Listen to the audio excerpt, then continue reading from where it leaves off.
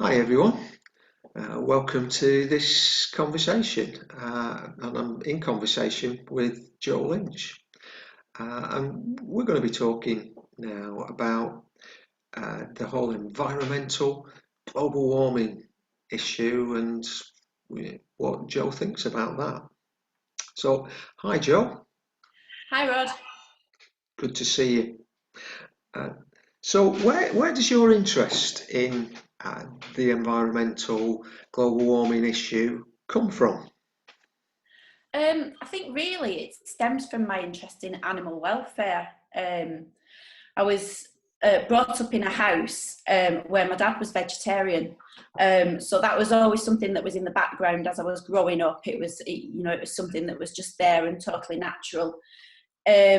And I was always concerned, even from being quite young, about the way animals were treated.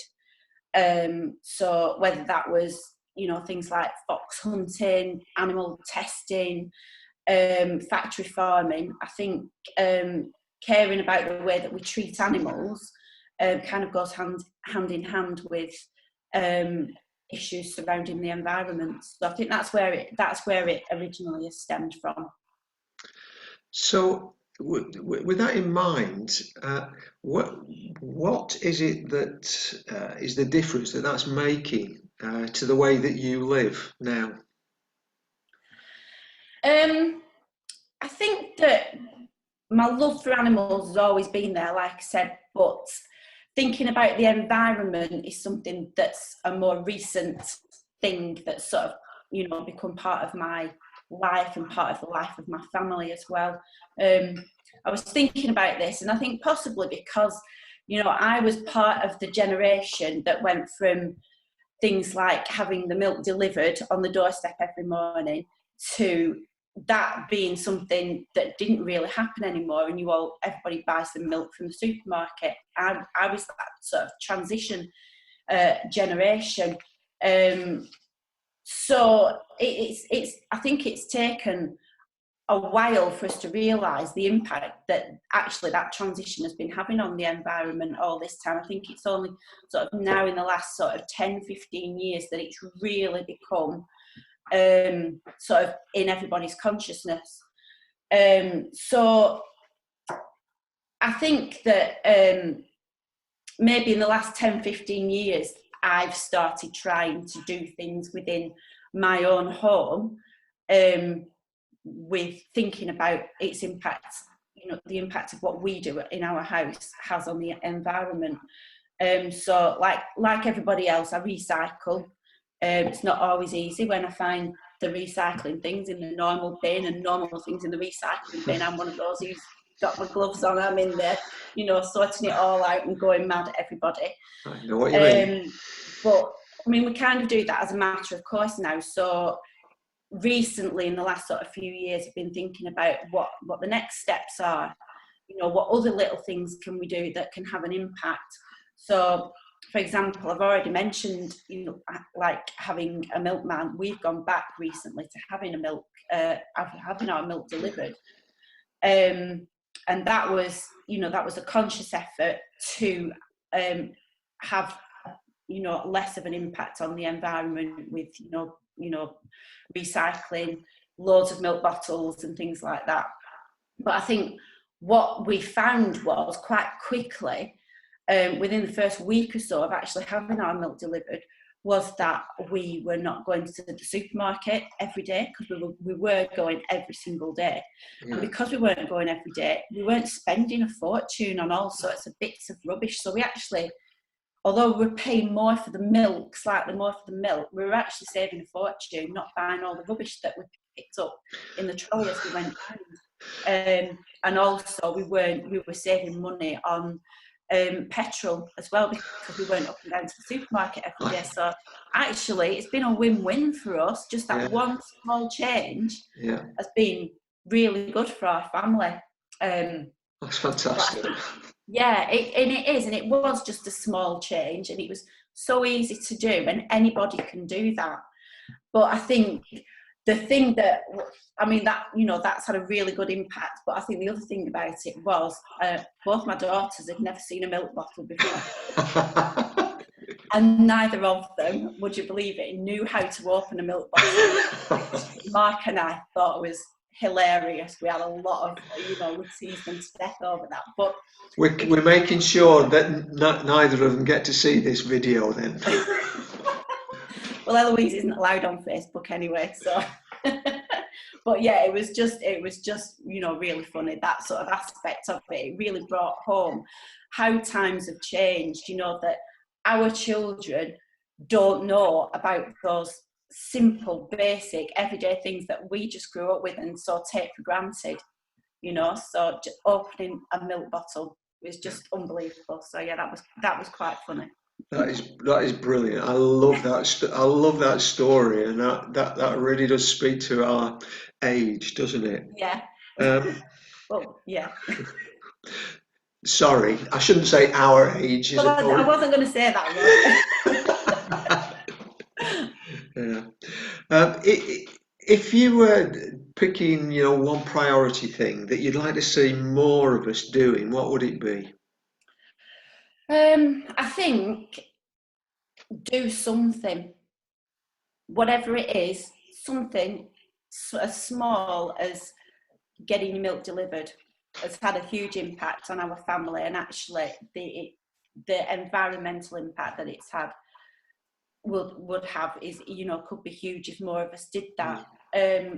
But if that's something you're already doing, then choose one more small thing to do. For example, another thing that we're making a conscious effort at the moment is we always go to the supermarket and we always forget to take our bags. So we always end up buying bags for life. And actually, that's great, but we're only using them that once because we forget to take them again. And they're still plastic bags. Yeah. And they're still going to end up in the sea being swallowed by a turtle at some point in the future. So that's one thing that we're trying really hard not to do. We're trying to remember to take bags. And if we forget them, we're not buying plastic bags, we buy a paper bag. Or we just take the stuff to the car in the trolley and get a bag when we get home. So that would have a massive impact if more people didn't buy those, the bags for life, because they still are plastic bags. So that would be, quite a simple thing to do. But I think mainly it is to just do something, whatever it is, whatever you choose, however small, you can make a difference. So do something. Yeah. And I think you sort of highlighted a key principle there. Do something, embed it into the way that you live in, and then choose another step. Absolutely. So don't try and do it all at once, because you'll fail totally. Yeah. So just do one thing, get that entrenched in your everyday life, and then move on to something else. Just choose little steps at a time, and eventually you will have an impact. Your children will pick those things up and take them to their homes when they move out, and they will do those things, and that's how it's going to carry on and how it's going to spread. So yeah, I think so. Oh, I think that they are such wise words, because so often we think that we're going to do the big thing and we're going to do everything, and then we end up doing nothing. Absolutely. Yeah. Just sort of finally thinking about the church. At some point, we're going to move out of lockdown, and church is going to enter a new normal. So, what more could church then be doing to play our part in taking care of God's creation, or better care? Because the church does try to take care of God's creation, but it's how to do it better. So what's your one hope there? Well, again, I think at St Anne's it's something that we have started to look at. There's a small group of us that have been working on the Eco Church Award, and we've just been awarded the Bronze Award. So we're really pleased about that. So that does go to show that we are already thinking about it, but we do want to take that forward. There are some things within the Eco Church Award that are probably beyond what we are capable of doing, like installing composting toilets and things like that. I don't think that would go down too well. But there are other things that we can do, like maybe looking at solar panels, which I know we've spoken about before. It's something that, it is a possibility. It's going to take a lot of work, but it's not out of the question. I think one of the areas that I want to look at is maybe creating some sort of wildflower garden or a wildlife garden behind the back of church. I know that's been left to grow, but I think we can develop that further to use it not just for wildflowers, but as to encourage wildlife, but also as a learning environment for our children. Maybe creating some sort of space that we can use as an outdoor classroom almost, that we can use on Sunday mornings and any time really. So that's an area that I want to look at. But I know that people will have lots of other ideas, but there's definitely a lot of scope within St Anne's to do more than we already are. But like I said in the previous question, it's small steps. We don't have to make the big grand gestures all the time. It's the little things that count. And I think educating people to think that way is one of the big things that we can do, because church isn't just about the building.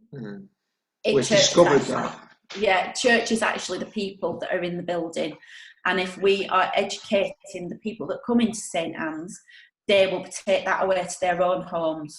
And that's how we get this to spread. So we're not just thinking about our church building and our church grounds and what we actually do within the building. How can we influence other people to then take that away with them? So that there's so much that we can do.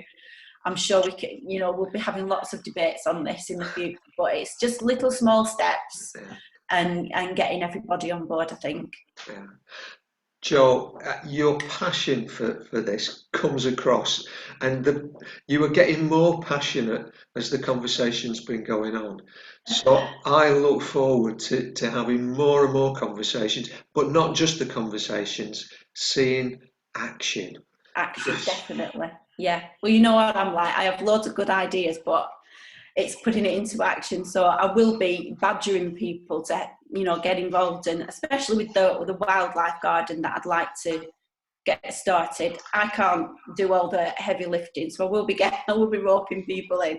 But it's something that we can do, and it will make a big difference. And I think that given what we've been going through in this coronavirus crisis, doing something like that when we can get back to maybe the next or the stage after that level of normality, that's something that it'd be great to see starting to happen.